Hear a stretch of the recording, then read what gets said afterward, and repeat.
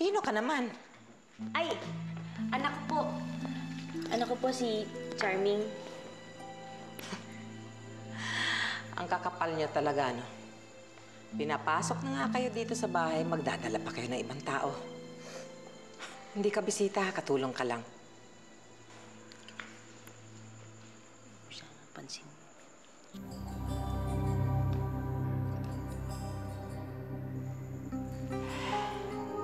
May balat ka. Opo, bata pa po ako, may balat na ako sa mukha eh.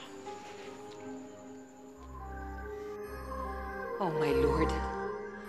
Eto na ba ang malas kong apo?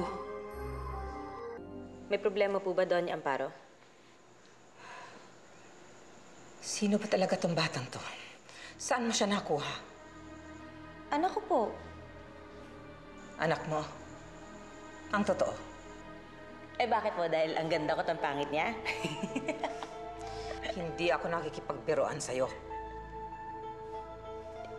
Ay naman, di kayo mabiro. Ampon po namin to ng asawa ko. Saan bahay ampunan niyo siya nakuha? Ay wala po. Yung pinsan po kasi ng asawa ko, si Aleli, ibinigay siya sa amin.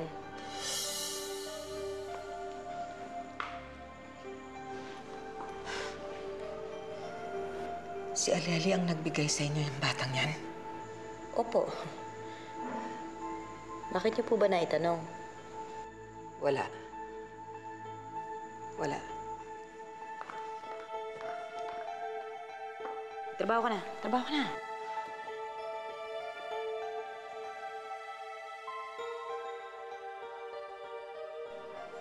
Siya na nga. Siya na nga ang malas kong apo. Ang liit nga naman ng mundo. Ang malas kong apo na matagal ko nang hinahanap nandito lang sa pamamahay ko.